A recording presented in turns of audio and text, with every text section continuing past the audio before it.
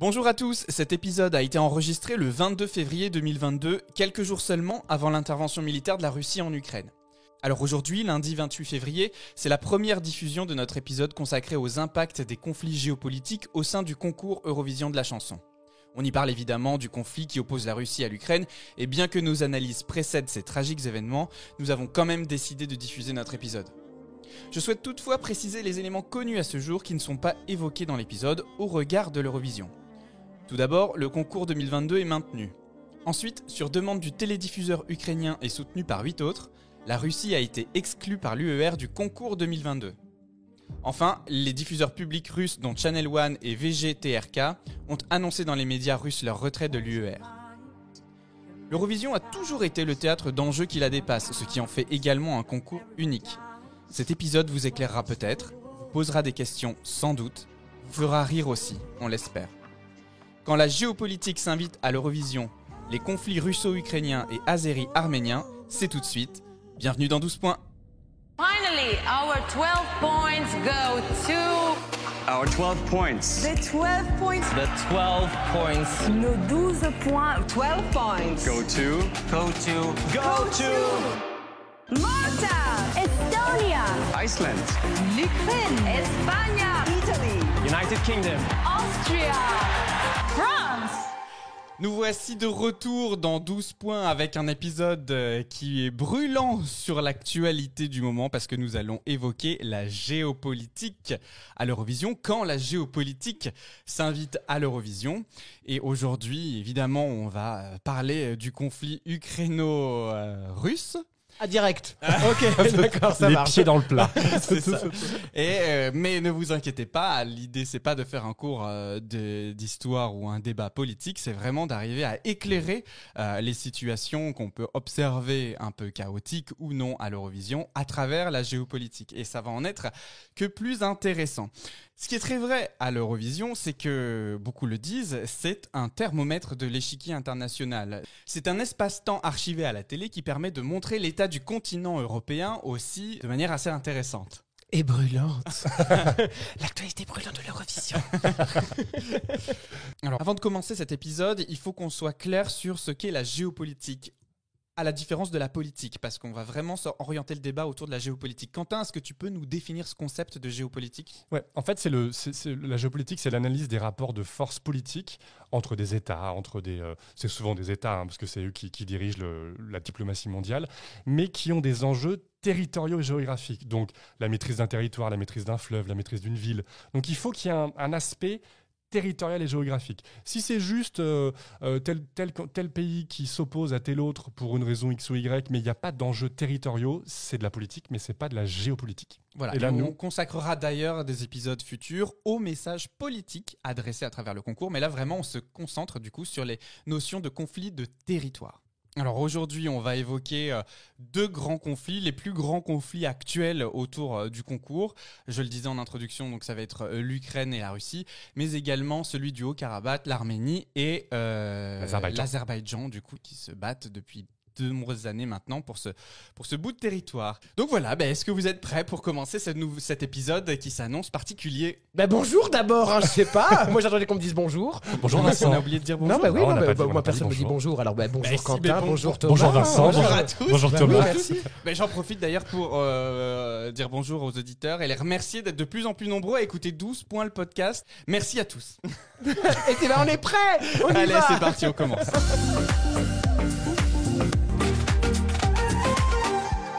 Alors une petite précision, on enregistre aujourd'hui cet épisode le 22 février, donc il se peut que certaines informations qu'on va mentionner au regard du conflit actuel russe-Ukraine soient un peu datées par rapport à la date de diffusion de l'épisode. Mais néanmoins, l'idée c'est d'arriver à parler de l'impact de ces conflits dans l'Eurovision. Pour commencer, est-ce qu'on peut éclairer un peu tout le monde sur ce conflit ukraino-russe ? Oui. Merci beaucoup, c'est très intéressant. Oui, en fait, il faut remettre vraiment pour le coup là dans le contexte long. C'est que l'Ukraine est un État souverain, j'insiste sur le terme parce que ça va avoir son importance pour la suite. Bien avant même l'Empire russe, donc avant 1919, l'Ukraine existe déjà comme entité indépendante, vraiment comme un pays indépendant. Suite à la révolution bolchevique de 1919, l'Ukraine est absorbée par l'URSS. Et en 91, l'URSS explose, la Russie reconnaît, avant 2014, reconnaît l'intégralité des frontières ukrainiennes, donc notamment que la Crimée est ukrainienne et que le Donbass est ukrainien. Sauf que depuis 2014, la Russie a annexé la Crimée sur des motifs fallacieux sur le droit international. Et ça a déclenché, en tout cas, on a vu ces enjeux géopolitiques prendre une résonance particulière à l'Eurovision. C'est ça un peu le propos qu'on va dire aujourd'hui, c'est que c'est pas que l'Eurovision est géopolitique en soi, c'est juste que, comme tu le disais en intro Thomas, l'Eurovision c'est une photographie à l'instant T de l'état des forces entre États qui parfois sont en conflit, en guerre ouverte. Et là du coup, le conflit russo-ukrainien se retrouve à l'Eurovision. C'est la meilleure des guerres, non hein, de se battre en chanson. Moi, je sais pas, je vis un peu dans un monde parfait, vous voyez. Donc, je suis entièrement d'accord avec toi. C'est le meilleur des télécrochets. Combattons en chanson, je t'en supplie, quoi. C'est le Hunger Games de la chanson. Mais alors, justement, c'est la meilleure des guerres. C'est le principe même fondateur de l'Eurovision. 1956, on le rappelle et on l'évoque dans notre épisode 1, que je vous invite à aller écouter, les origines de l'Eurovision. Création du concours, pourquoi ? Pour, après la Deuxième Guerre mondiale, euphémiser les tensions. Donc on va définir ce que signifie euphémiser, mais c'est rendre vraiment un espace sans tension d'échange international. Donc ce qui est intéressant, c'est d'arriver à voir comment, en fait, alors que oui, c'est la fête, c'est la joie, c'est love, c'est peace, on cherche quand même à faire valoir ses valeurs, ses ambitions, ses orientations politiques. Exactement. Il faut voir ça comme un grand dîner de Noël. Je veux dire, il y a un moment donné, t'aimes pas ta tante, bon, tu dînes quand même à Noël avec elle, et puis t'essaies de te mettre loin d'elle de la table, et puis voilà, comme ça, ouf, tout le monde est content, non, je sais pas. Tu veux de la dinde? Non, je sais pas. Je sais pas. Alors pour revenir à l'actualité russe, aujourd'hui, c'est vrai qu'on est assez sous tension globalement sur le continent européen à ce propos. Se pose même la question de savoir quid de la participation de la Russie au concours 2022. On attend de voir ce que l'Union européenne de radio-télévision dira. Mais aujourd'hui, on est vraiment dans une situation où il n'y a plus de sous-entendus. Oui. Le conflit est ouvert et jusqu'à présent, les tensions qui existaient depuis 2014 entre la Russie et l'Ukraine à l'Eurovision se sont révélées de différentes manières. Oui, ça je sais, parce qu'en fait en 2014, pour ceux qui ne savent pas, les deux du fond, en 2014, la Russie a annexé la Crimée qui est un petit lopin de terre au bord de la flotte en Ukraine. Voilà. Tout à fait.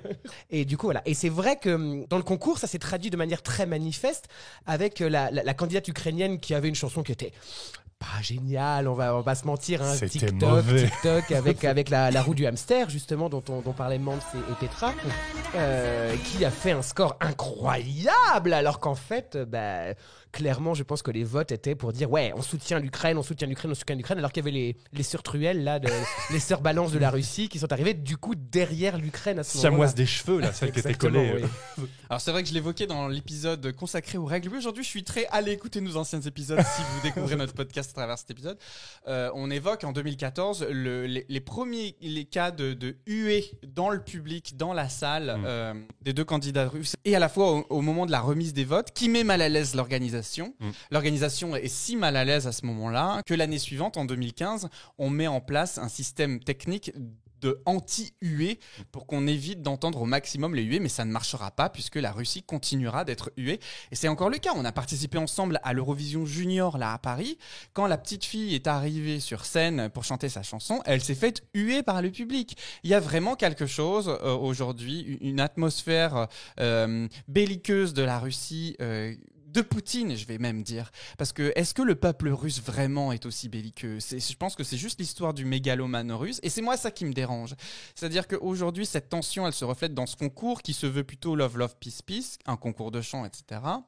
Et moi, je pense qu'on aurait à honneur de vouloir continuer à faire venir la Russie à ce concours de chant, parce qu'en fait, c'est le télédiffuseur, voilà, c'est pas la force politique en place. En fait, et c'est même très intéressant parce que le télédiffuseur russe, justement, est une forme, alors je mets des guillemets, mais c'est une forme de contre-pouvoir en Russie, c'est-à-dire que le télédiffuseur public, donc c'est l'équivalent de France Télévisions pour la Russie, ils essayent vraiment de rester le plus neutre possible dans leur traitement, notamment de l'information ukraino-russe.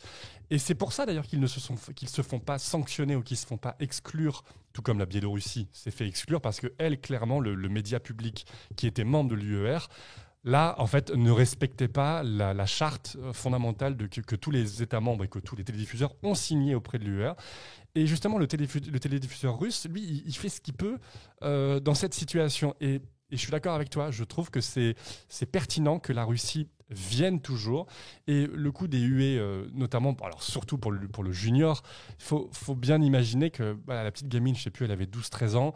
Bon, ça lui passe au-dessus, c'est-à-dire qu'elle n'est pas ambassadrice du pays. Enfin, tu vois, elle n'est pas la porte-parole de Poutine. Mais malheureusement, il y a tellement de tensions qu'elle devient le bouc émissaire facile parce qu'elle arrive là, donc c'est la Russie, donc on boue la Russie. Et d'ailleurs, justement, j'insiste bien, le télédiffuseur russe n'a jamais été sanctionné pour ça. Cela dit, elle a peut-être été huée parce que c'était une enfant. Non, moi j'ai adoré sa chanson. Ça, c'était toi, Vincent. Ça amène à la question suivante. Que cherche la Russie en participant à l'Eurovision, finalement, aujourd'hui ? C'est une bonne question parce qu'en fait, on voit bien que... Alors, il n'y a pas d'ordre, mais certaines années, ils envoient quelque chose on va dire, de très pop mainstream qui passe à la radio, type Sergueï Lazarev, qui était un vrai show eurovisionnesque. Une machine de guerre pour gagner, une mise en scène incroyable, etc. Et puis, certaines années, ils envoient une chanson, comment on pourrait dire, un peu critiquable parce que c'est vraiment, là, pour le coup, c'est Love, Love, Peace, Peace. Et venant de la Russie, c'est, disons, un petit peu culotté d'envoyer Polina Gagarina en 2015 sur La paix dans le monde, c'est merveilleux. Bon, les cocos, enfin... Mais ça rejoint ce que tu disais tout à l'heure, c'est-à-dire que c'est le télédiffuseur qui, lui, porte ce message. Oui, et c'est aussi, quelque part, un reflet qu'il essaye de faire passer. J'imagine que Poutine, il valide pas la chanson de la Russie à l'Eurovision. Alors justement, si, en fait. C'est pour ça que ce télédiffuseur russe, il essaye vraiment de faire ce qu'il peut. Il essaye de résister aux pressions russes. Certaines années, je pense qu'il s'en sort, qu'il y arrive. Et d'autres années... Typiquement, Polina Gagarina, on le sait, c'est factuel, elle est dans les petits papiers du Kremlin. Donc, c'est vraiment quelque chose qui est connu en Russie.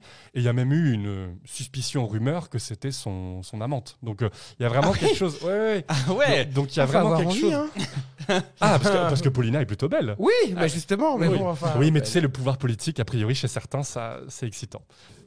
Question suivante, quel est le rôle de l'UER dans la gestion de ce concours et notamment au regard des tensions géopolitiques ? Alors là, typiquement, elle a pris acte sur la Biélorussie il y a 1 an et demi maintenant, en la virant clairement du concours, pour plusieurs raisons financières, mais principalement politiques.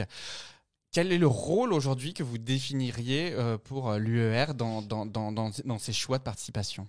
Je trouve qu'en fait, l'UER est un petit peu pompier pyromane. C'est-à-dire que, d'un côté pompier, c'est-à-dire que vraiment, comme la Biélorussie, qui factuellement, le télédiffuseur biélorusse, n'a pas respecté la charte. Vraiment, faisait, donc la télévision publique biélorusse, faisait des articles et des reportages à charge contre les opposants au président dictateur. Donc en fait, on voyait bien que là, le média public qui était soi-disant indépendant ne respectait absolument pas l'indépendance journalistique et n'était qu'un organe de propagande de l'État central. Et là, pour le coup, l'UER a dit, c'est simple, ça veut dire que vous ne respectez pas la charte de l'UER, on vous vire. Goulag. Exactement. Et là, pour le moment, ce qu'on peut voir, c'est que le télédiffuseur public russe n'est pas du tout dans la propagande, ne plie pas, essaye tant que faire se peut de garder une objectivité, une neutralité.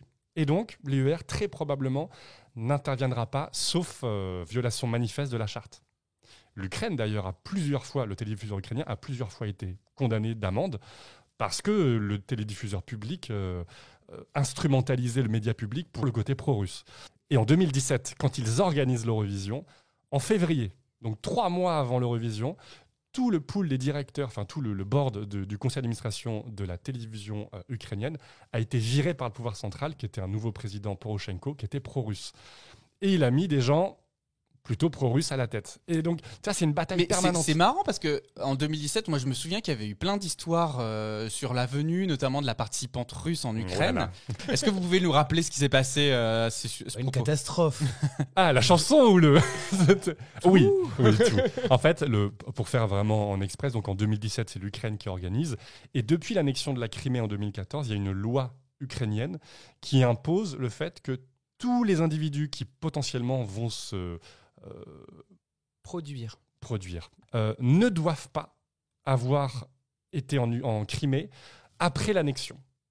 Et l'idée, Comment ça ne doivent pas avoir été en Crimée après l'annexion? Avoir chanté, avoir performé en Crimée, en vrai. Donc aujourd'hui, l'Ukraine, elle renie la Crimée. Elle cherche Elle plus... renie pas, mais c'est Alors. devenu un territoire russe, en vrai. Donc du coup, c'est... Pardon, excuse-moi si je... Vas-y, ouais. Mais c'est un peu vu comme une trahison. C'est ça. C'est-à-dire que des artistes ukrainiens, ou pas d'ailleurs, qui peuvent être aussi N'importe, que ce russes soit ou français, peu importe la anglais, nationalité. n'importe. Là, c'est tombé sur la russe, et d'ailleurs, on va le voir, mais je pense que ça a été fait volontairement. Donc, cette loi-là, le télédiffuseur organisateur du concours l'a bien précisé 8 mois avant le concours à tous les pays membres en leur disant, par contre, je vous rappelle, il y a cette loi qui fait que si vous envoyez une chanteuse ou un chanteur qui est allé en Crimée après l'annexion, il ne pourra pas rentrer, son visa sera refusé. Il ne pourra pas venir sur le territoire ukrainien. Les Russes, jusqu'au bout, 3 jours avant la deadline où il faut rendre la chanson, la Russie annonce que ça sera Julia Samoyova qui va chanter Flame is Burning. Et on apprend un jour avant la deadline qu'en fait, elle est allée en Crimée plusieurs fois pour faire des concerts. De là, l'Ukraine déclare, le télédiffuseur déclare, Julia ne respecte pas la loi de sécurité intérieure, elle ne peut pas rentrer sur le territoire ukrainien, venir performer. Petite précision, on l'a un peu abordé tout à l'heure, mais l'UER a essayé une négociation, a tenté d'arrondir les angles et à un moment donné a proposé que Julia reste en Russie et chante à distance. Sauf que la loi ukrainienne précise que peu importe où se situe la personne, en fait, les personnes qui sont allées en Crimée après l'annexion n'ont pas le droit d'être diffusées à la télé. Alors il faut savoir qu'à travers cette loi, qui est questionnable pour la liberté individuelle de voyager, de se déplacer, et qui est notamment en fait... Et puis d'avoir du boulot, je sais pas. aussi, Enfin, à ce moment-là, l'UER menace l'Ukraine de disqualification dans le futur. Après, il y a une petite précision aussi qui est assez démago de la part Oui. de la Russie comme d'hab. Enfin, Et qui a été fait je exprès. veux dire, c'est toujours un peu tendax, mais il faut quand même préciser que cette chanteuse russe, Julia Samoylova, est handicapée physique. Et que donc, du coup, forcément, la Russie a dit « Oh là là, c'est dégueulasse, l'Ukraine et tout, machin. » Vous avez un comportement discriminant. Ils refusent l'handicapé, etc. Machin, c'est vraiment très discriminant. Alors que bon, concrètement, la Russie, on sait très bien pourquoi vous avez fait ça. Enfin voilà, c'était pour mettre un débat dans le débat, un débat dans le débat, etc. Enfin, Et surtout pour critiquer l'Ukraine en disant vous avez vu, ils sont monstrueux, ils acceptent pas qu'une chanteuse handicapée puisse venir se produire gentiment alors qu'elle défend une chanson qui parle de la paix. Ouais, mais c'est la Russie. Bon, On en revient à après cette candidate du coup est revenue l'année d'après en 2018 et s'est fait lourder En demi-finale. Pourquoi ? Parce que sa chanson était mauvaise et parce que la Elle ne mise en sait pas scène, chanter aussi. et elle sait pas chanter et merci les chœurs et sa mise en scène était affreuse. Et puis, en fait, cette histoire-là se passe en 2022 pour cette Eurovision-là. C'est Il y vrai, a voilà, de nouveau. tu anticipes la question que j'allais poser, Ah bah. effectivement. La candidate vainqueur du concours interne à l'Ukraine pour représenter le pays à l'Eurovision. De nouveau, toujours cette histoire de... En fait, elle est allée très probablement, je mets des guillemets parce que c'est encore une zone floue, mais elle s'est retirée. Donc, pour faire simple, elle a gagné le ticket, elle a gagné la sélection. Et 3 jours après, un média russe, et c'est là où on voit toute le côté pernicieux. Ouais, c'est fait exprès. Un média russe publie un papier qui montre qu'elle est allée performer en Crimée en 2015, donc après l'annexion. Et donc automatiquement, c'est dans la loi ukrainienne, elle ne peut pas représenter le pays. Le vice-premier ministre ukrainien s'en prend directement à elle en disant que c'est une traîtresse, qu'elle ne respecte pas l'identité ukrainienne et que ça ne va pas du tout. Et en fait, il y a des doutes sur la véracité de ce document qui prouve qu'en 2015, elle est allée en Crimée. Et pour éviter tout esclandre, que ça dure des plombes, la candidate s'est retirée. Alors, pour le moment, j'insiste bien, on ne sait pas si c'est vrai, mais en même temps, si on se dit qu'elle se retire, c'est que peut-être que... On dirait Djokovic en Australie. Ouais, c'est un peu la même chose. Imaginons que cette candidate vienne de Crimée et va chanter un concert en Crimée où il y a tous ses copains d'enfance et sa famille. C'est dégueulasse quand même, en vrai. Ouais, Oui, moi, non, je suis mais d'accord avec toi. Je suis d'accord avec vous, ça me paraît un peu fort de café d'imposer une telle restriction, sauf qu'encore une fois, là, les candidats ukrainiens, mais on ne parle même pas de la Russie, la candidate ukrainienne, elle sait quand même si elle allait en Crimée. Donc, c'est un peu bizarre quand même de faire le concours, le remporter, Et finalement, bon, je me retire en fait parce que oui, en 2015, elle espérait que ça soit pas vu. Ça, c'est un peu bizarre quand même. Mais c'est si bien que ça la Crimée, non? Je sais bah, pas. c'est- Enfin, c'est une c'est station moche balnéaire. comme tout. Il Oui, fait bah, merci. froid. Alors. C'est très pauvre.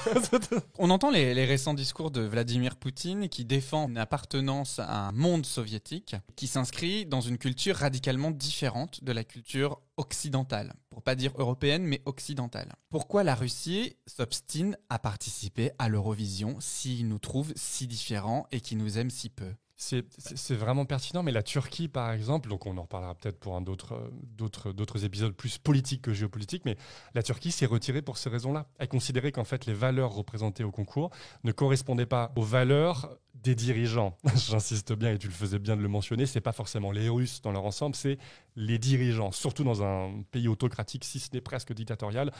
Ça pose question sur le poids, l'influence du dirigeant. Et en tout cas, pour le dirigeant, c'est vrai que c'est surprenant, mais je reviens à ma remarque de tout à l'heure. Le télédiffuseur russe, lui, il essaye en interne de résister à ça. Il essaye de faire ce qu'il peut pour sauver les meubles et pour faire bonne figure et ne pas devenir un organe de propagande du gouvernement poutinien. Et après, je pense qu'il y a aussi un intérêt, comme on l'a dit très souvent dans ce podcast, c'est un intérêt pour le pays, un intérêt culturel, un intérêt de faire découvrir son pays, de faire venir, faire venir des touristes, quoi. Enfin, et donc, je pense que la Russie est engagée depuis tellement longtemps dans ce concours. Et à cartonne en plus. Oui, en plus, ils envoient des bonnes choses, hein, même si... Je le sais, moi, personnellement, évidemment que j'ai toujours une petite rancœur quand je vois la Russie et j'ai honte un peu d'aimer. Mais c'est vrai. Mais pour autant, ils sont bons et ils envoient des bonnes choses. Ils ont bien compris comment ça fonctionnait. Ils tirent leur épingle du jeu, en fait, si tu veux. Et donc, du coup, je pense que la Russie se retirera pas de ce concours, étant donné qu'en fait, c'est quand même une super carte de visite pour son pays. Et puis, je pense même qu'ils veulent gagner, en fait. Et dans ce schéma-là, justement... Qu'est-ce que tu anticipes mes questions aujourd'hui? N'arrête pas. Est-ce que vous pensez que la Russie a les capacités de gagner le concours? Absolument. Je dis pas dans ce qu'elle propose, mais je dis dans le fait de pouvoir obtenir et des votes du jury et des votes du public. Oui, Est-ce que les votes du jury sont fiables? Est-ce que les votes du public sont fiables? Est-ce que la Russie, si elle présente la meilleure prestation du concours aujourd'hui, vous pensez qu'elle peut, au regard de ce qui se passe sur les terrains géopolitiques, remporter le concours de l'Eurovision? Alors, moi je pense que oui, 2016 le montre. Oui, non mais c'était 2016. Et là tu vois, avec les tensions qui existent aujourd'hui en 2022, parce que j'ai toujours pensé que... Qu'est-ce qui s'est passé en 2016? Excuse-moi, je te coupe. Non, mais 2016, c'était Sergueï Lazarev. Il gagne le vote du public. Et il gagne le vote du public. Après, sa prestation était magistrale, vraiment magistrale. Et 4e ou 5e du jury, donc même les jurys... Non, mais tu vois, enfin, c'est un truc aussi où je me dis qu'en temps normal, la Russie pourrait gagner le vote du public. Pas des jurys, parce qu'il y a tellement de tensions géopolitiques et tout machin. Mais aujourd'hui, avec ce qui se passe entre la Russie et l'Ukraine, tout le monde est informé de ce qui se passe.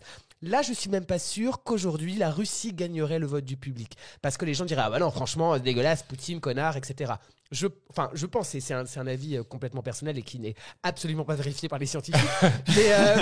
mais on oublie qu'il y a 18 pays d'Europe de l'Est. Après, il y a beaucoup de pays. Beaucoup de points d'anciens URSS. Ouais.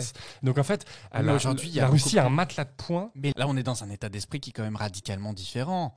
Oui, mais tous les pays de l'Est finalement pensent comme la Russie. Enfin, pense. Là, pour le coup, ils sont contre la Russie. C'est très surprenant. La Pologne, première nouvelle. La Pologne, la Hongrie, qui pourtant ne sont pas des démocraties là avec Viktor Orban, sont d'accord pour sanctionner la Russie. Donc, il y a un basculement politique. Après, le peuple, les individus qui votent, et je ne sais pas si ça rentre dans leur balance. Je ne sais pas du tout si les individus qui votent, que ce soit d'ailleurs les jurys ou le public, je ne sais pas à quel point ça compte. 2014, l'Ukraine finit 7e et la Russie 8-9e, enfin pas très loin. Non, elles sont coude à coude. C'est l'Ukraine qui est juste devant la Russie. L'année même de l'annexion, qui était condamnée de manière internationale, elle fait quand même 8e. La chanson n'était pas top. Si, moi j'aime beaucoup. Oui, alors c'est vrai, on n'est pas d'accord là-dessus.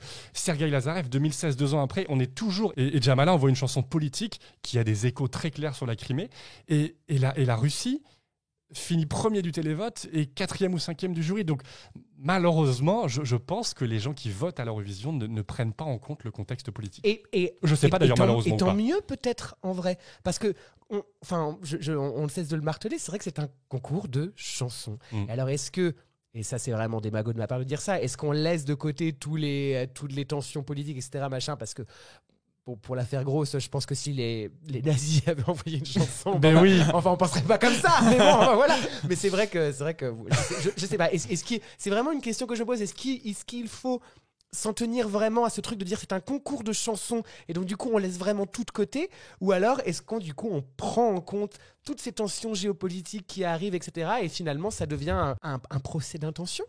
Et c'est en ça que je trouve ce concours intéressant, c'est-à-dire qu'il offre une bouffée d'oxygène dans un monde qui est très politique. Et c'est en ça que je le trouve très intéressant, parce qu'en l'espace de 3 heures, 4 heures, on est tous ensemble, on fait la fête et on se rend compte que finalement, sous la lorgnette qui est plus populaire que politique, eh ben on vit tous les uns à côté des autres, et c'est vraiment moi c'est l'image que j'ai de ce concours, c'est vraiment ce que je sens qu'il veut transmettre. Quentin. Ouais, je rebondis sur le débat qu'on a sur est-ce qu'on doit mettre à distance la politique, etc. 2012, quand Loreen et la Suédoise gagnent le concours, la Suède l'année suivante tente, j'ai bien dit tente, mais ça n'a pas marché, dans le conseil d'administration de l'UER, d'imposer dans le règlement que le concours doit se faire dans des démocraties.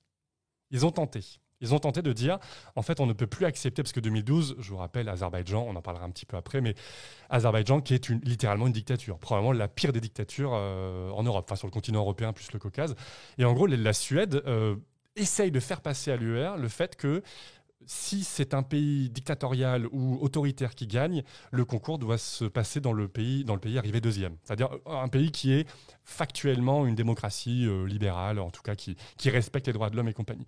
Mais on n'a pas le détail des discussions intérieures, mais l'UER n'a pas intégré cette condition-là dans les conditions de l'organisation. C'est un peu comme les JO. Les JO, regardez bien que les pays maintenant où ça se passe, c'est pas des démocraties. Donc, et se pose la question, est-ce qu'on peut toujours aller fêter le sport ou la chanson dans des pays qui répriment leur population, qui tuent les homosexuels, surtout pour le concours qui est très LGBT friendly. Il y a des questions qui se posent vraiment fondamentalement. J'ai pas de réponse, hein, j'avoue que... Vous avez 4 heures. Quoi qu'il en soit, on verra pour la Russie. On saura très vite finalement si elle est toujours partie prenante à la session 2022. Peut-être que sa non-participation au concours sera une des sanctions proposées par le J'imagine Joe Biden dire, tu sais, sanctions, vous n'allez pas à l'Eurovision. Bon, en tout cas, nous verrons bien ce qu'il en est. Je vous propose de suite de passer à la première chronique de l'émission. C'est l'instant. You. Élodie. L'instant. You. L'instant. You. C'est l'instant. You. Gossuin. C'est l'instant Élodie Gossuin. Alors c'est moi cette semaine qui fait l'instant Élodie Gossuin. Ça fait longtemps que je l'avais pas fait d'ailleurs. Mais je tiens, avant de commencer cette rubrique, à rappeler que cet instant Élodie Gossuin est là pour mettre en avant ce qui fait l'originalité particulière et singulière de l'Eurovision. Voilà, pour expliquer aux nouveaux auditeurs qui arriveraient sur cet épisode. On met ici en avant les moments what the fuck sur lesquels on s'interloque, comme Maria James. You. Hello Petra, bonsoir Nance, Mais good pourquoi evening Europe. Et à qui d'ailleurs on fait un gros bisou pour ses récentes 60 bougies soufflées. Bravo, Ouais, quand même. joyeux anniversaire, Marianne James. Marianne, si tu nous écoutes, t'es la bienvenue dans tout ce point. Alors pour cet épisode consacré à la géopolitique et donc au territoire, les amis, je vous ai préparé un instant particulier et singulier. Oui, l'Eurovision, c'est la fête, la joie, love, love, peace, peace. On euphémise les tensions, on ne cessera jamais de le répéter. Hélas, tel Jean-Marc généreux et son départ de Danse avec les stars, des pays nous ont quittés. Ils sont 6. Quel Et enfer. aujourd'hui, je veux leur rendre hommage. Ah oui, ok, d'accord, Jean-Michel Jarre, là. Attends, il y a Thomas. Sans lumière. Excusez-nous, auditeurs, auditrices, Thomas vient d'ouvrir une boîte devant nous avec des veilleuses, voilà. C'est la veillée mortuaire. Voilà, c'est le moment in memoriam des Césars, là. Le Luxembourg. Participation depuis 1956. Sortie du concours en 93. Pays fondateur pourtant, avec la participation mémorable de Michel Arnaud. Allez écouter notre épisode 2. Gagne le concours à 5 reprises. Monaco, 1959-2006. Une seule victoire en 1971. La Hongrie, 1993-2019, n'a jamais remporté le concours. La Bosnie-Herzégovine, 1993-2016, n'a jamais remporté le concours non plus. Andorre, 2004-2009, 0 victoire. Et pourtant, Le suspense quant à son retour en 2022 était encore très présent. Mais ils ne reviendront pas. La Slovaquie, 1994-2012, chou blanc. La Turquie, 1975-2012, un pays qui n'aime visiblement pas les arcs-en-ciel, remporte le concours une fois en 2003. Le Maroc, 1980-1980, une participation unique qui reste mémorable. Et enfin, le Bélarus, 2004-2021, qu'on a remis de force dans un Uber car trop bourré en soirée, n'a jamais remporté le concours. Mais allez hop, moi je veux pas de cette ambiance mortifère. Aussi, pour rendre un vrai hommage à ces participations de naguère, jadis ou autrefois, je souhaite bienvenue à la toute première cérémonie des... La cérémonie des bails d'or. Qu'est-ce qu'il dit? Ah mais attends, qu'est-ce que c'est? Les bails. Ah, les bails. Ok, d'accord. Donc on a devant nous des pailles d'or, hein, voilà. Les bails d'or. Avec des petits messages. Des Des messages. petits messages. Des petits messages, je pense qu'on va les avoir du coup. Alors, vous aurez tout en photo hein, Oui. sur l'Instagram de 12 points. Parce que nous sommes un podcast, mais en même temps une chaîne Mais c'est un YouTube. podcast Allez, on fait des visuel, films. hein, voilà. Donc les bails d'or, qu'est-ce que c'est? On va rendre hommage dans la joie et la célébration aux 6 participations défuntes de l'Eurovision à travers une cérémonie digne des plus grands, les Oscars, les Césars, etc. Pour cela, 3 catégories dans lesquelles j'ai nommé chacune des délégations exactement en hommage. Et je vous commence tout de suite de commencer par la première catégorie qui s'appelle... Ils ont sonné le glas de la participation de leur pays. Et donc, je vous propose d'écouter tout de suite les nommés. Suzanne Georgi, la Teva Decisio, Andorre 2009. Oh mon Dieu.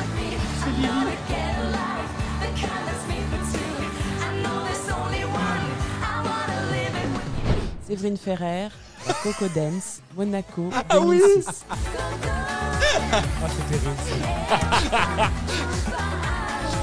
Oh là là.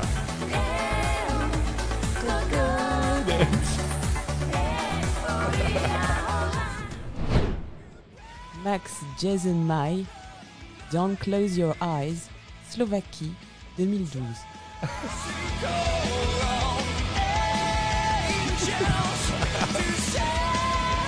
Oh là là. Oh là là.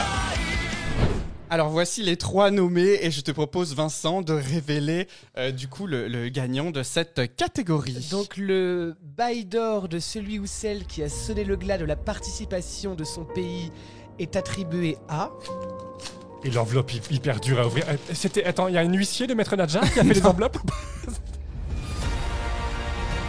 Séverine Ferrer, la Coco Dance, Monaco 2006. J'aurais voté exactement pareil. Oui, pareil. Non mais alors attends, on en parle de la Cocodelle parce que justement c'est la catastrophe. Qu'est-ce que c'est que cette histoire? Déjà Séverine Ferrer a participé à l'Eurovision. Oui. Moi ça Oui. m'a fait vraiment mourir de rire. Et mais sur C'est cette mérité, chanson hein, est une ce- catastrophe. Rien ne va. Tout est faux, c'est une catastrophe. Vous l'avez entendu dans le petit extrait d'ailleurs à ce moment-là. Voilà, la première, le trophée revient, ils ont sonné le glas de leur participation. Oui, parce que Séverine Ferrer a été la dernière participation de Monaco en 2006. Voilà, avec la Coco Dance. Donc, magnifique trophée. Ah oui. Le bail d'or est remis à Séverine Ferrer. La deuxième catégorie qui concourt aujourd'hui dans les bails d'or, c'est... S'il fallait le refaire. Et s'il fallait le refaire? Donc ça va être des participations que j'ai trouvées assez curieuses. Samira Ben Saïd, Itakat Hob, Maroc 1980.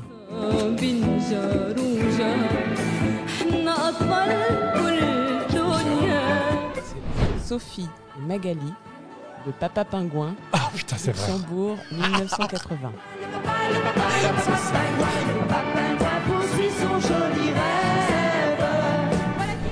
Adiz, Doom Tek Tek, Oh, Turquie 2009. Shakira turc.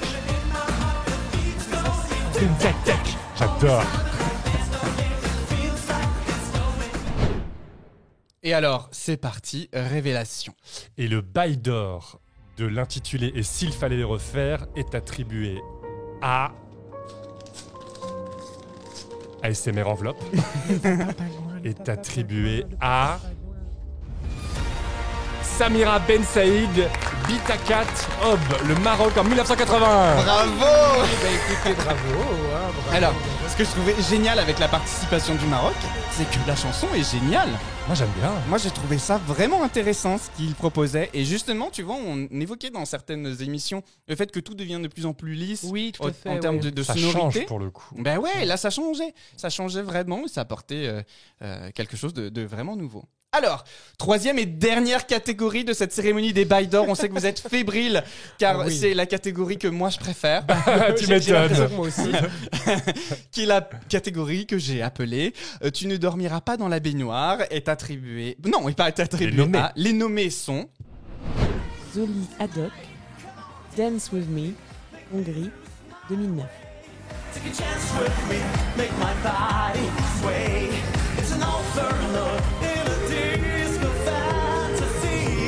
Iris Lavko. Izari et Mayumana, Time, Belarus, 2015.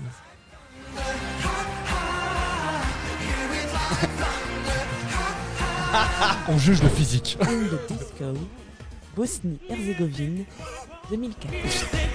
Je me souviens de ça. Et alors, c'est parti. Et donc, le bail d'or de Tu ne dormiras pas dans la baignoire est attribué à. J'ai toujours rêvé de faire ça. Zoli Haddock, Dance With Me, Hongrie 2009. Bravo. Alors, autant vous dire que c'est mon préféré. Je te vois, Quentin, foncer sur ton téléphone. Google. Mais je n'en peux plus. Pour moi, c'est un équivalent de Mans Zemer. Oh là là. point-là. Attention. Ah oui, il dormira 2009, clairement pas dans la baignoire. Attends. Alors la chanson, on juge pas parce que ça avait pas l'air très très bon. On juge le physique. Ah oui. Oui. Mais montrez, bon sang, Oui, montrez, enfin. on y va. Montrez. Alors, on y va clairement. On vous mettra le lien Bien dans sûr, la je- description de pétard. Mais l'épisode. montre. Oh, il a un abonnement. abonnement Club Med Gym. Ah non.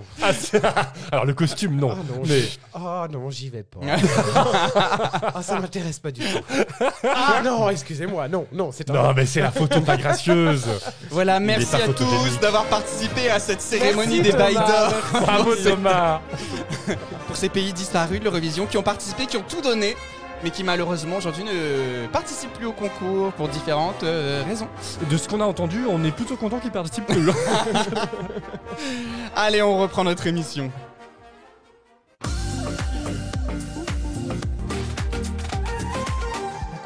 Ah là là, maintenant qu'on a parlé des pays défunts, on va parler des pays qui continuent à se taper dessus. Génial.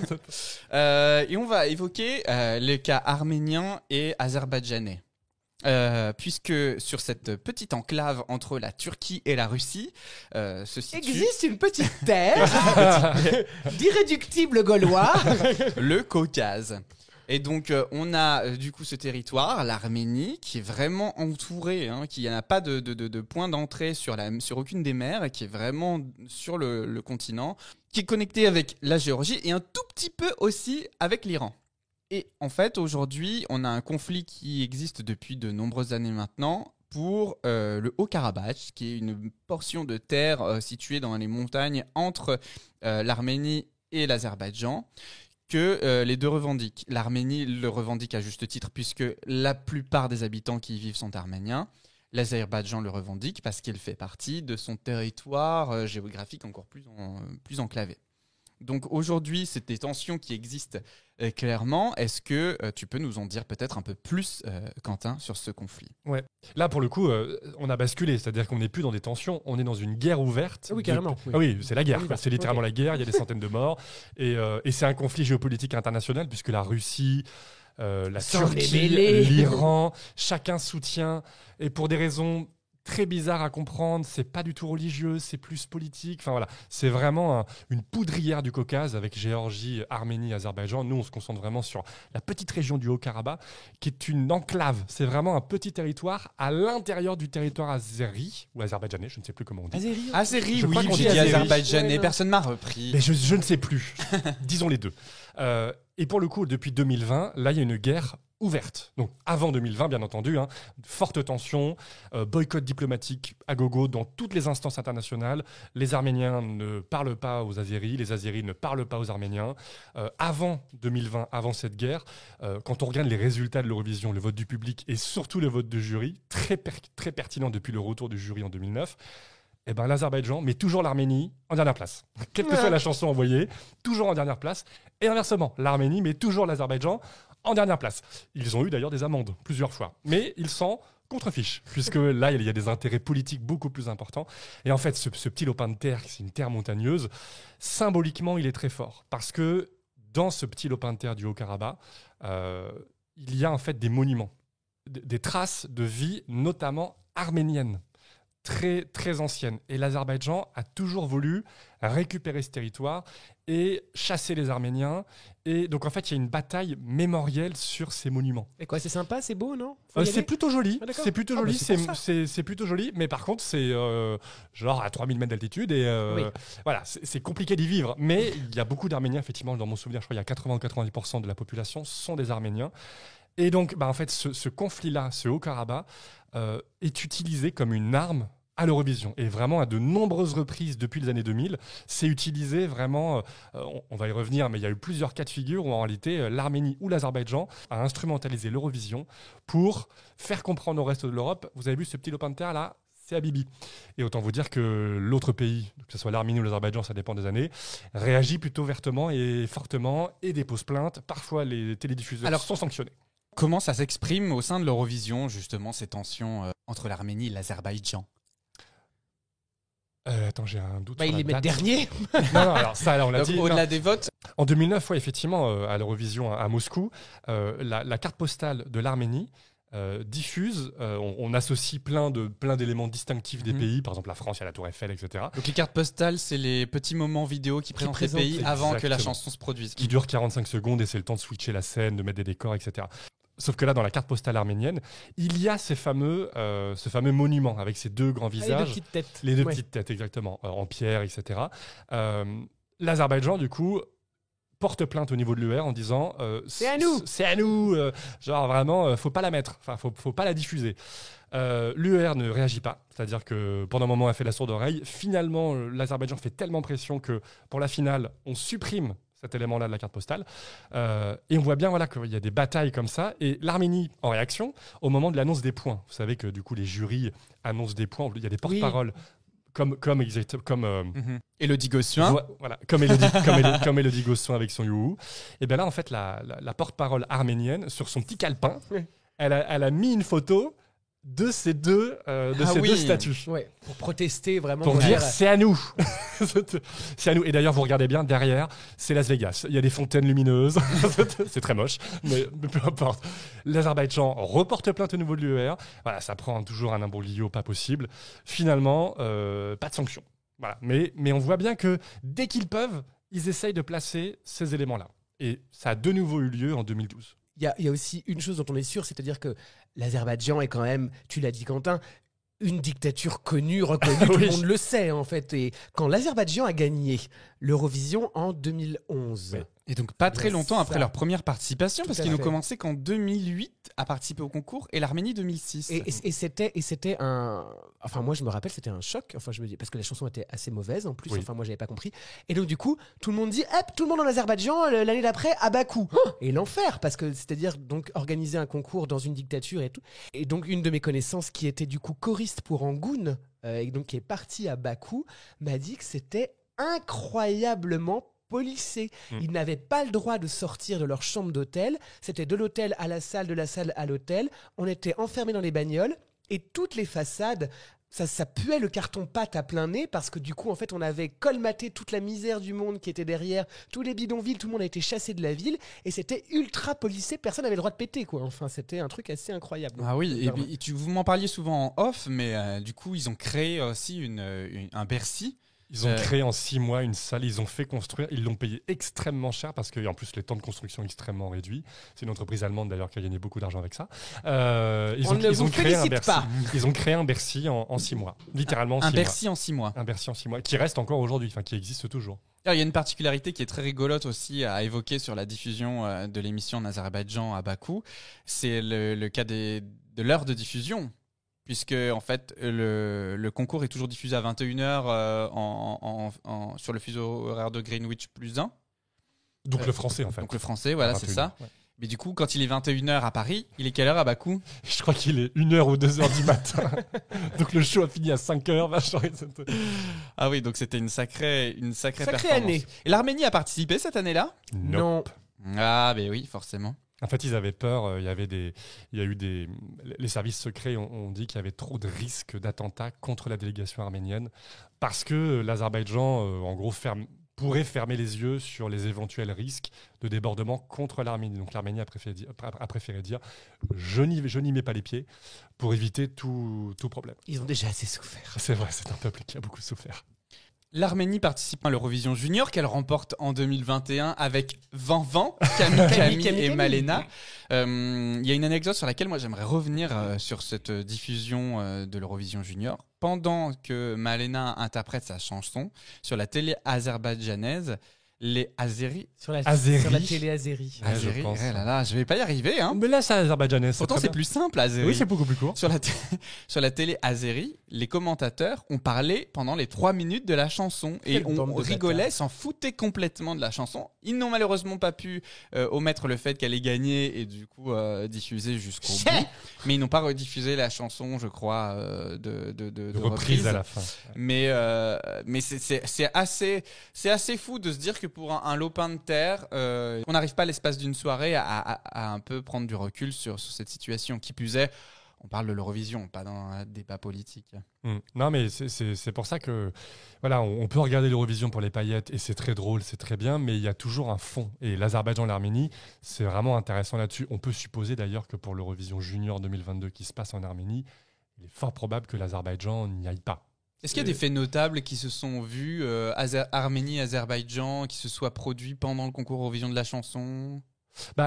On parlait du vote des jurys qui ne votent pas, qui classent en dernier. Il y a eu d'autres événements où en 2016, à l'Eurovision 2016 en Suède, la candidate arménienne, pendant les votes, pendant l'intermède où les gens peuvent voter, elle secouait le drapeau du Haut-Karabakh. Et il y a une politique très stricte des drapeaux à l'UER. C'est uniquement, on ne peut voir que les drapeaux des pays qui membres. Participent. Et il y a eu une histoire notamment avec un drapeau breton qui a été refusé parce que c'est un drapeau régional. Et bon, on s'en fiche un peu parce qu'il n'y a pas d'enjeu géopolitique sur la Bretagne. Mais pour le Haut-Karabakh, ça faisait un peu tâche quand d'un coup, bam. Est-ce que l'Azerbaïdjan mérite de continuer à participer au concours au même titre que la Russie ? Je vous pose la question tout à l'heure. Non. Non, pas du tout, je dis ça. Parce que c'est un pays turcophone, la Turquie s'est retirée pour des raisons de valeur. Quel est l'intérêt aujourd'hui de l'Azerbaïdjan de participer à l'Eurovision ? L'intérêt, mais le même que la Russie, ouais. Comme d'habitude, c'est-à-dire que c'est un intérêt de tourisme et de découverte de la région. Mais moi, clairement, c'est vrai que pour les gens qui, comme nous, je pense, sont un peu aguerris et savent un peu ce qui se passe réellement, moi, je vais pas en vacances dans une dictature, c'est sûr, quoi. Mais c'est perturbant parce que je suis d'accord avec toi, mais concrètement, quand 2012, du coup, l'Azerbaïdjan organise le concours, les cartes postales, tout était fait, c'était un show de l'Office du tourisme pendant 4 heures. Et c'était très beau. C'est-à-dire, les cartes postales, en fait, c'est aller dans des petits endroits d'Azerbaïdjan, montrer les spécialités culinaires. C'était vraiment le seul moment où il y a une fenêtre visible de ce pays que personne ne connaît, que personne ne sait placer sur une carte. Et c'est logique, parce que c'est des pays dont on n'a pas l'habitude d'entendre parler. Mais là, pour certains pays comme ça, gagner ce genre de concours, c'est exister sur la scène internationale. C'est 4 heures d'affichage et regardez-nous, nous sommes modernes, nous sommes développés. Ils n'arrêtent pas le faire. Et puis c'est un pays qui est source d'hydrocarbures, exactement. Qui va se positionner aussi d'un point de vue politique sur sa représentation. Et géopolitique. Et c'est pour ça que, notamment, ils ont littéralement dépensé sans compter, comme dans Jurassic Park, parce qu'en fait, ils avaient les moyens de dépenser sans compter. Ils ont créé le plus grand drapeau de l'Azerbaïdjan, enfin du monde, et c'était le drapeau azéri. Ils ont créé du coup une salle, ils ont refait des travaux dans toute la ville, pareil en 6 mois, et là où ils n'avaient plus le temps, comme tu disais Vincent, ils ont camouflé et ils ont viré des centaines d'habitants de zones trop proches de la salle de spectacle pour pas que les délégations voient qu'en fait il y a des pauvres et qu'il y a des gens, et je précise ça aussi, non seulement il y a des pauvres, mais il y avait des gens qui manifestaient à ce moment-là. Donc il y a eu des arrestations politiques, des gens en prison, bizarrement, 1 semaine avant le concours. Hop, on les met en prison, comme ça, ils nous embêtent pas pendant 3 semaines, enfin pendant le concours. Et 3 jours après la finale, hop, ils sont de nouveau libres. Donc la question se pose, est-ce qu'on peut laisser participer ce genre de pays, et surtout, s'ils gagnent, est-ce qu'on y va ? Vous avez 4 heures. Non, mais on y est déjà allé. Le conflit n'existait pas, ceci dit, au moment, surtout qu'il n'était pas clairement déclaré comme il l'est aujourd'hui entre l'Arménie et l'Azerbaïdjan. Peut-être que le conflit actuel russe repose les cartes, et à mon avis, ça doit être bien compliqué de gérer la situation actuellement dans les bureaux de l'UER pour la participation à l'année 2022. On pense à vous, les gars. Alors, il y a plein d'autres histoires autour de la géopolitique sur les territoires européens qu'on évoquera sans doute dans d'autres épisodes. Voilà, je pense au cas d'Israël, je pense à l'histoire autour de la Turquie, je pense... tout à fait, Chypre. Il y a encore énormément d'histoires qu'on fera un plaisir de décortiquer dans de prochains épisodes. En attendant, on va reprendre le cours de nos émissions classiques et de proposer la chronique des hurleuses.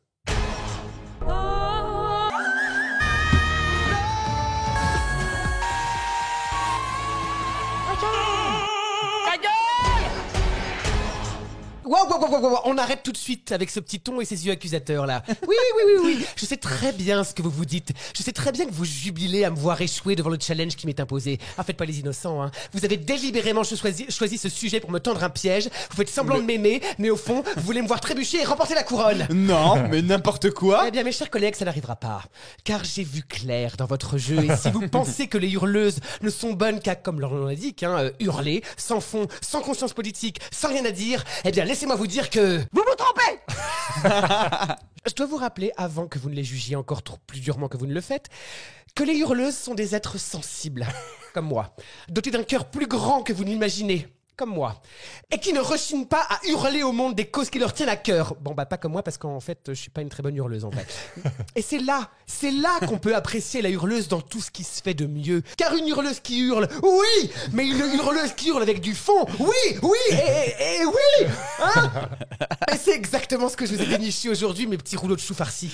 Parce que la hurleuse que vous allez entendre a réussi, et c'était pas une mince affaire, hein, par sa voix, sa présence, son intensité et ses paroles, à faire gagner son pays, l'Ukraine, au grand concours de l'Eurovision en 2016. Alors suivez-moi, on s'envole toutes et tous ensemble pour Yalta avec la bouleversante Jamala.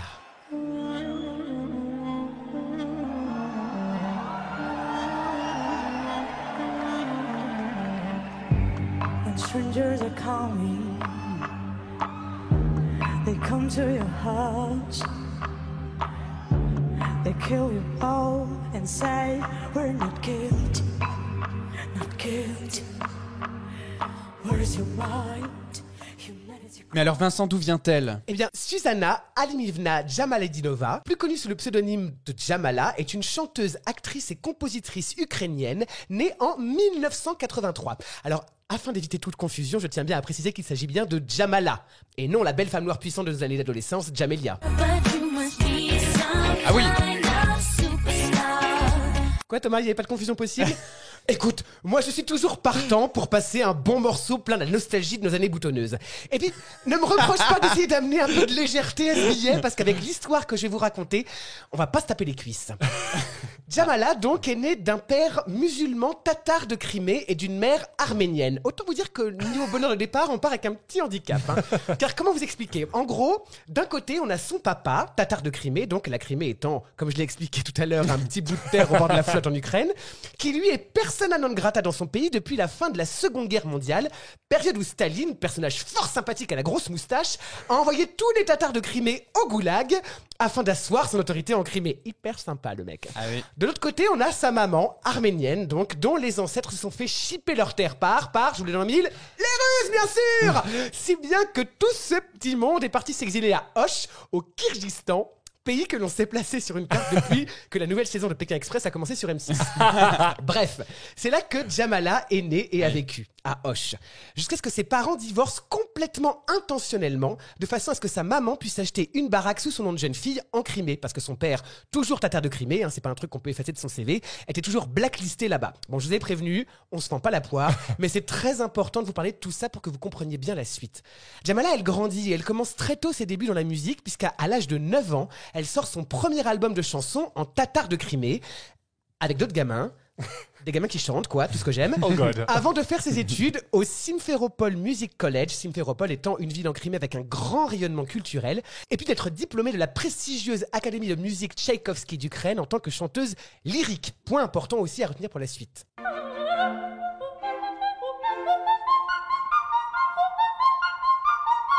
Mais c'est pas trop son kiff, la petite zouze de chanter en voix de tête. Elle, ce qu'elle veut, c'est être chanteuse pop. Et c'est dans ce but qu'elle sort en 2010 son premier album For Every Heart, où l'on peut retrouver le single très gospel You're Made of Love.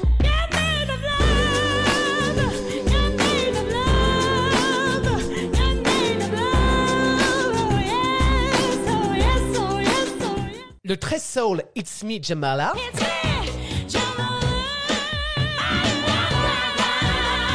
C'est bien. Oui, c'est vrai.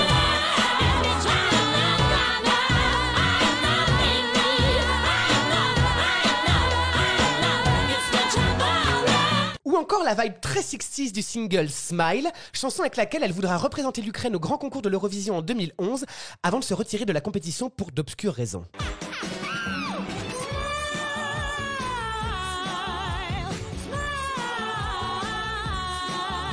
Peut-être que parce que la chanson était à chier. C'est fort possible. À cette époque, et c'est pas rien de le dire, Jamala, elle est contente. Elle est heureuse, quoi. Elle est pétillante, elle sourit. Une vraie Nolwenn Leroy à la sortie de son deuxième album. Ah oui, on se souvient tous que lors de la sortie du premier, on avait envie de s'ouvrir les veines avec une fourchette à huîtres.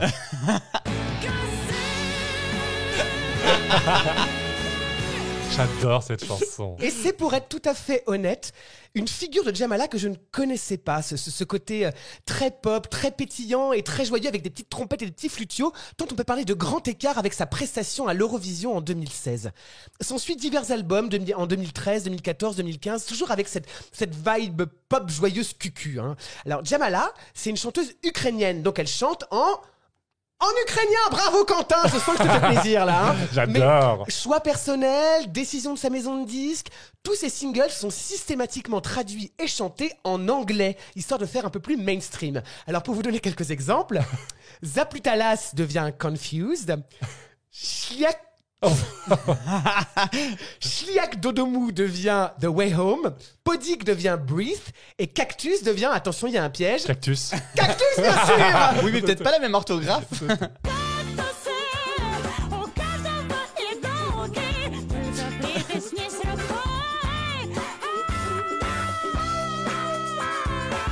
Oui.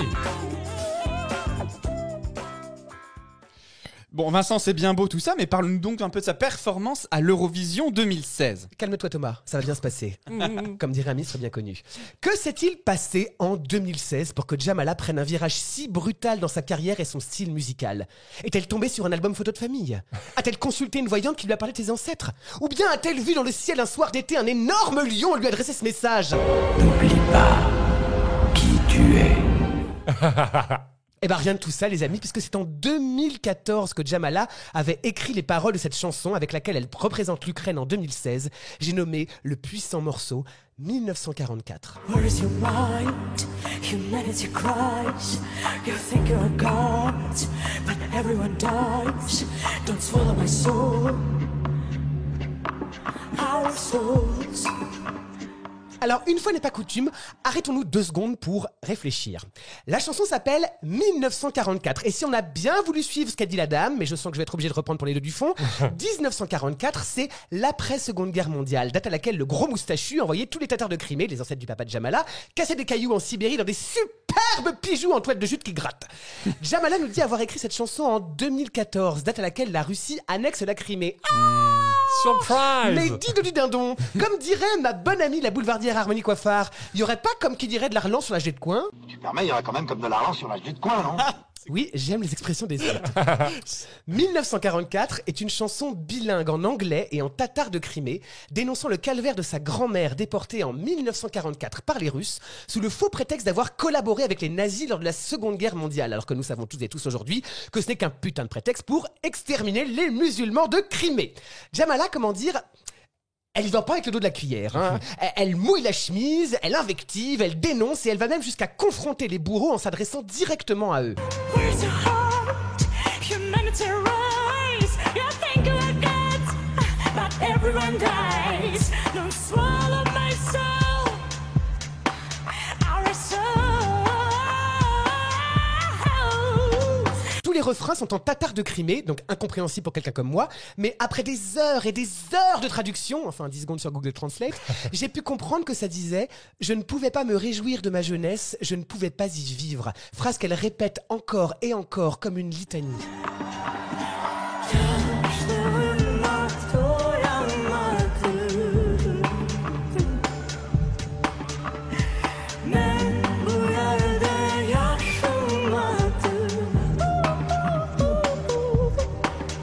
On arrive sur la partie qui nous intéresse le plus, la note beuglée, envoyée dans un cri de douleur vers le ciel, qui n'est pas sans rappeler les appels à la prière des mosquées. C'est tellement ethnique qu'à chaque écoute, Quentin se jouit un peu dessus.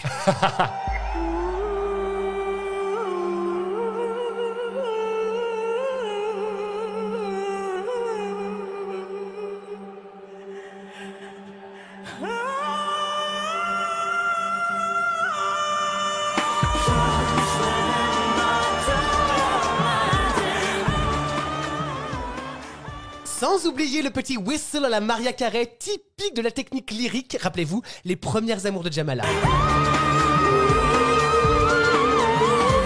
Et c'est là toute la complexité de cette performance.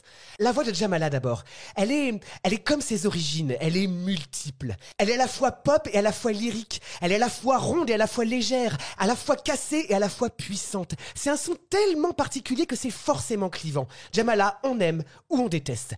Pour l'interprétation ensuite, Jamala utilise une technique spécifique que nous maîtrisons, elle et moi. J'ai bien entendu nommer la technique de l'œil mouillé. T'es triste sans jamais que tes larmes coulent, l'émotion est retenue mais tu ne te laisses jamais submerger. Ça cloue 20 000 personnes sur un siège, clac hein, avant que sa voix n'explose en même temps qu'un arbre de vie se dresse sur les écrans derrière elle, comme une renaissance sur une terre morte, une lueur d'espoir après le chaos. C'est fort, c'est puissant, c'est engagé, c'est sincère. Et on ne peut que être touché par l'émotion dans la voix de Jamala quand elle remercie le public à la fin de sa prestation. Thank you, Europe. Ce soir-là, Jamala remporte le concours de l'Eurovision 2016 pour l'Ukraine avec 534 points, sans être la favori ni du jury, ni du public, ce qui n'était jamais arrivé auparavant dans l'histoire du concours. 1944 arrive en deuxième préféré du jury derrière Dami Im et son Sound of Silence, et surtout deuxième préféré du public derrière son concurrent russe et ennemi, Sergueï Lazarev, alors pressenti comme vainqueur. Et c'est bien là le nœud du problème. Au grand concours de l'Eurovision, on n'a pas tout à fait le droit d'envoyer des messages politiques dans les chansons, que ce soit à travers les paroles ou la mise en scène, parce que c'est un concours, comme son nom l'indique, de chansons la la la la la la la. Il faut surtout pas faire de vagues. Et ça la Russie, elle l'a bien compris. Elle était pas chaude pour laisser Jamala chanter sur le génocide des Tatars de Crimée. Elle a donc fait pression sur l'UER pour que cette chanson 1944 soit disqualifiée tant le rapprochement avec la récente annexion de la Crimée était criant. Crimée criant, vous l'avez ? Oh, pas mal. Mais en passant par le petit comité des pontes de l'Eurovision, cette chanson a été jugée historique et non politique. Et oui, les Russes, fallait lire les petites lignes en bas de la page. Jamala, je vous l'ai dit, elle divise, c'est comme ça. Et depuis ? Eh bien, forte de sa victoire en 2016, c'est une femme transformée que l'on retrouve un peu plus tard avec son single I Believe in You, chanson sur l'empowerment dédiée à son mari, que l'on peut retrouver sur son 5e album studio, Krila.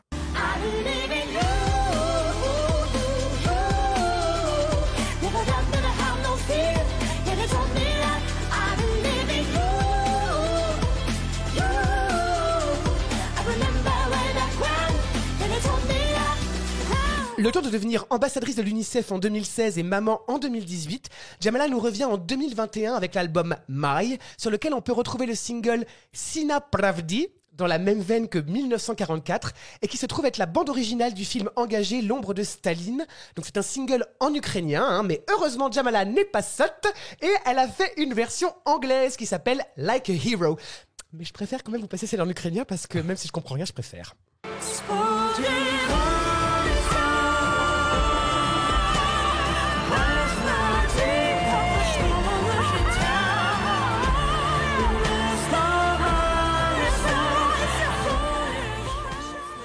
À vous toutes et tous qui ignoriez que le concours de l'Eurovision est un concours beaucoup plus sérieux qu'on ne le croit.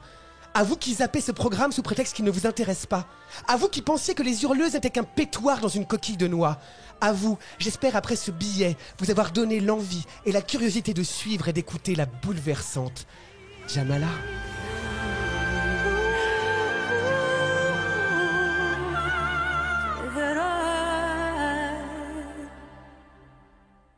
Bravo Vincent. Franchement, félicitations. Tu viens de m'émouvoir Oh avec bah ce alors, billet. enfin, arrêtons. Ouais, ça m'a... Jamala est Merci Vincent. génialissime. Merci pour cette magnifique chronique. Bah merci à vous.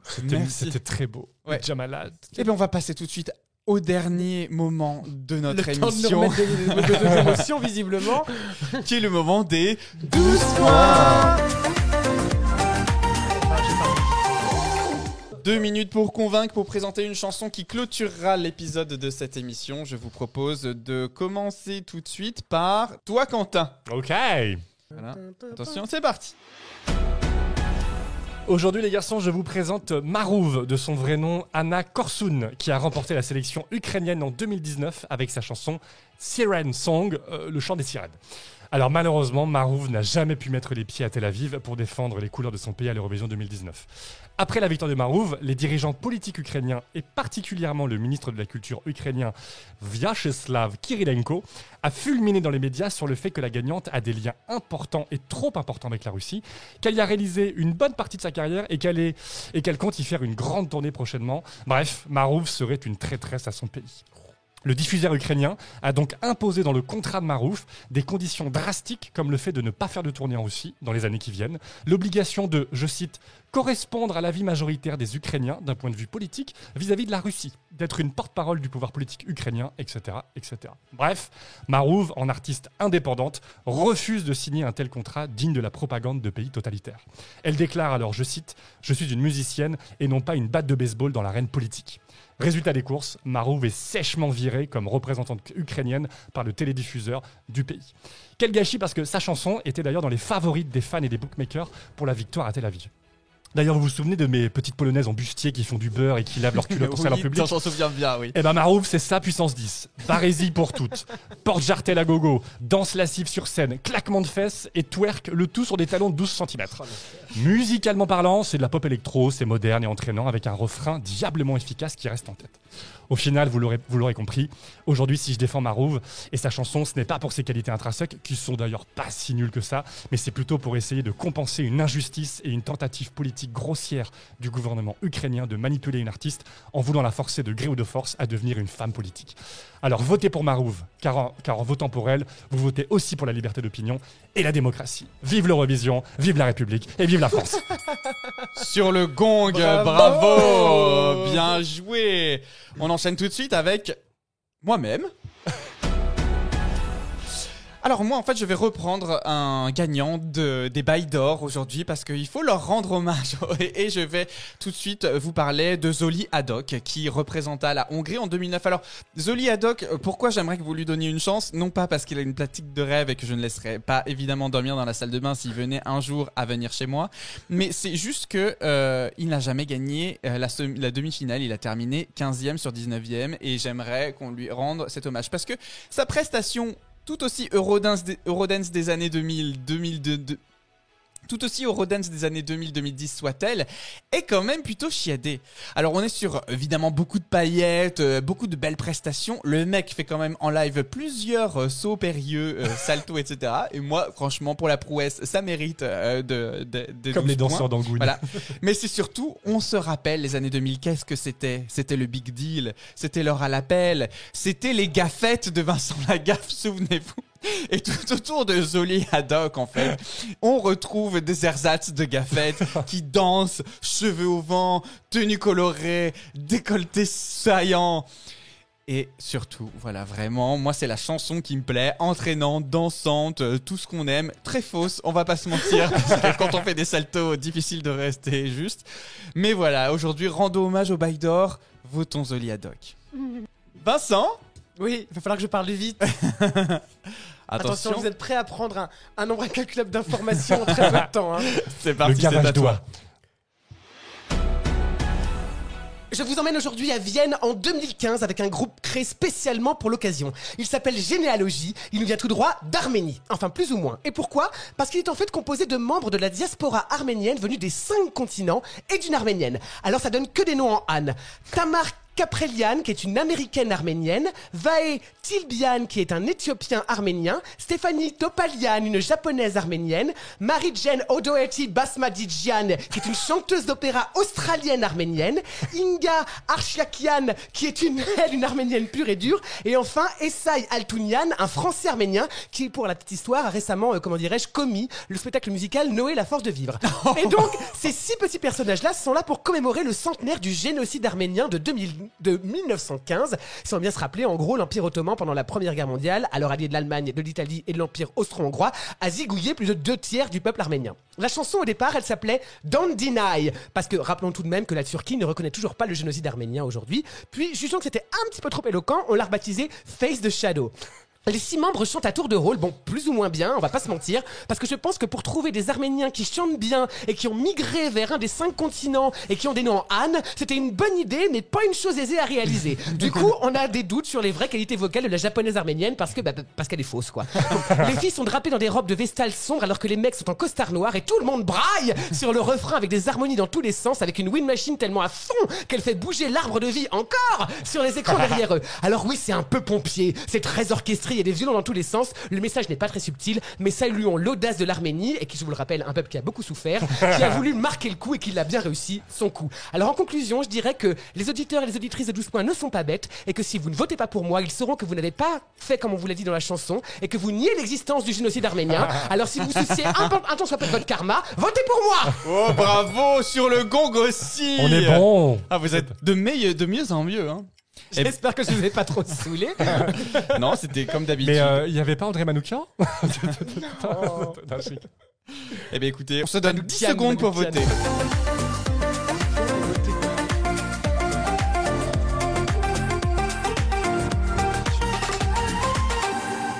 Non, c'est pas du tout ça. Ok, et ben c'est parti, je vous propose de commencer à restituer vos points. Quentin, à qui tu donnes tes 12 points? Oui, alors, j'ai hésité. Vraiment longuement, mais je considère que là j'ai envie de voter pour la plastique. Pour le club Medjim. C'est une forme de fascination-répulsion. Mais tu mérites, enfin en tout cas le chanteur mérite les 12 points. Merci beaucoup. Bravo Thomas. Oui, je suis très content de ces 12 points. Merci. Et je donne 8 points parce que j'aime bien la politique, donc à l'Eurovision, donc j'aime bien. Mais c'est vrai que cette chanson était particulièrement mauvaise et pénible. C'est pompier. C'était pénible et c'était vraiment tape à l'œil et c'était vraiment trop gros. Oui, des fois ça. Mais c'était pas mal. C'est gros, mieux c'est, non? C'est pas la taille qui compte, c'est le goût. Ah oui. Alors, moi j'ai... Quoi? On le laisse. Très bien, on la garde. Ça part.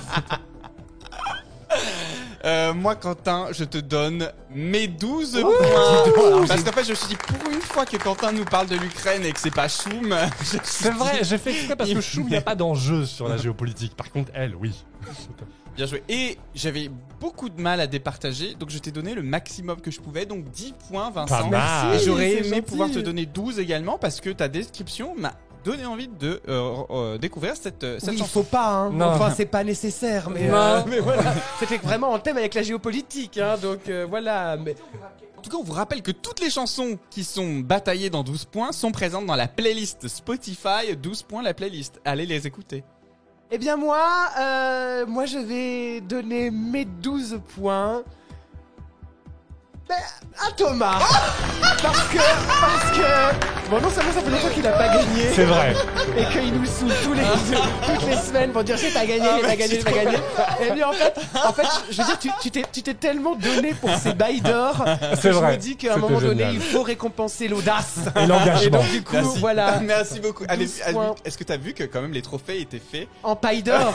Les bails d'or sont faits en paille d'or. Et Quentin, eh ben, je trouve l'histoire assez touchante de cette instrumentalisation politique de cette pauvre fille. Et donc du coup, je t'ai donné 10 points. Pas mal. Parce que voilà, je pense qu'elle le mérite. La chanson, non, mais. Non, mais la chanson de Thomas non plus. En Oui. vrai, hein. En Et fait, ni là, la- autant qu'on vous le dise. Aucune des chansons et la des mienne bonnes. non plus. Donc, Mais en si, bien vrai, sûr, il le mérite car déjà il a gagné le bail d'or et ensuite bah, c'est un Il hommage gagne. à la Hongrie quand même qui ne participe plus à l'Eurovision depuis 2019. Donc assez Voilà. Depuis 2019. C'est quand même vachement récent. Oui, C'est bon, on va c'est pas non quand plus même- en c'est quand même- redéfaire. Surtout que c'est probablement des questions de thunes.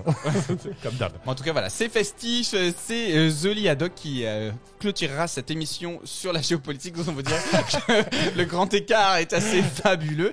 Mais en tout cas, merci d'être de plus en plus nombreux et nombreuses à nous écouter. N'hésitez pas, et je vous engage même. Je vous engage à nous partager autour de vous. Faites en sorte que 12 points soit de plus en plus connu si 12 points vous plaît. N'hésitez pas à nous laisser vos commentaires sur les épisodes, que ce soit celui-ci ou les précédents. On couvre très bientôt le débrief de Eurovision France. C'est vous qui décidez, diffusé le 5 mars sur France 2 également. Merci Vincent, merci Quentin pour ce Merci à vous, super Merci Thomas. épisode. merci. Je suis ravi de vous retrouver à chaque fois autour de ces micros pour parler de l'Eurovision sous toutes ses coutures. Send nudes. Voilà, on se retrouve très vite. Merci à tous, à très bientôt. Gros bisous, Au revoir. salut.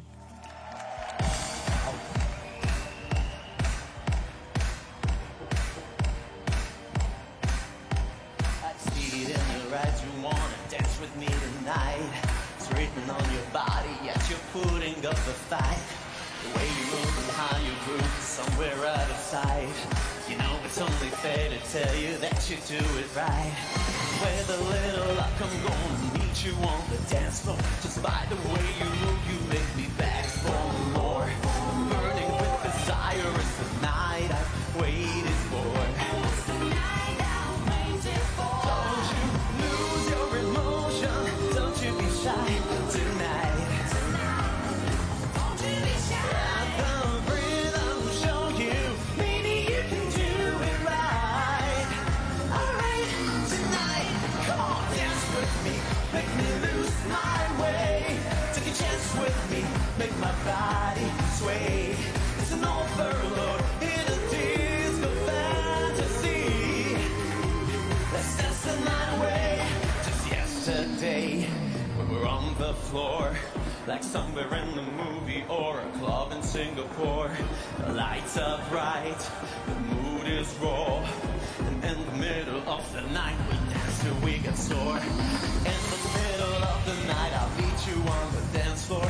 Gonna make you move your body back for more. With the rhythm and the beat I rock you to the core. Don't you lose your emotion, don't you be shy tonight. Let the rhythm show you, maybe you can do it right. Alright, tonight, come on, dance with me, make me lose my way. Take a chance with me, make my body sway. It's an overload in a disco fantasy. Let's dance the night away. Dance with me. Dance with me.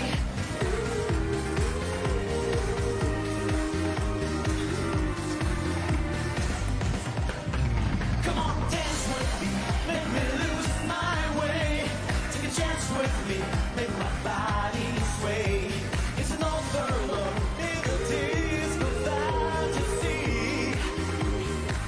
the mind away.